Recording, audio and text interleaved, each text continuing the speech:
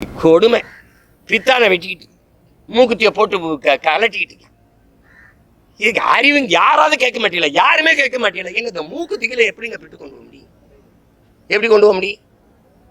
தாலியில் என்னங்க பிட்டு கொண்டு எப்படிங்க கொண்டு போய் பார்த்து எழுத முடியும்? குடிக்க வச்சும் தாலியா இருக்கிறா, படிக்க வச்சு தேடுவதும் தாலியா இருக்கிறா. இது என்ன நாடுது? கேட்டா நாங்க தான் சுயாட்சி நாயகன். இதுதான் சுய ஆட்சியா?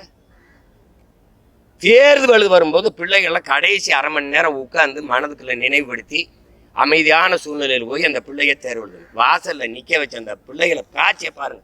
உன் மகளோ என் தங்கச்சியோ உன் மகளோ உன் தங்கச்சியோ எழுதுனா உன் மனநிலை எப்படி இருக்குமான்னு பாரு.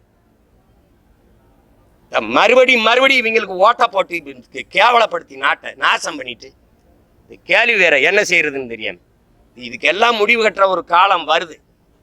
நீ மாத்தலைன்னா பாரு. நானு என் பாட்டை அயோத்தியாச பண்டிதர் மேல ஆணையிட்டு சொல்றேன், ஒரு நாள் நான் வந்து உட்கார்ந்தவனை நீட்டு உன் நீட்டை பாக்குறேன், நீட்டு வேற எங்கேயாவது காட்டுன்றேன். நான் எல்லாம் ஆந்திராவில் பீகாரில் மற்ற மாநிலத்தில் எழுதும் போதெல்லாம் இப்படித்தான் என் பிள்ளைகளுக்கு எல்லாம் கழட்டி விடுறியா?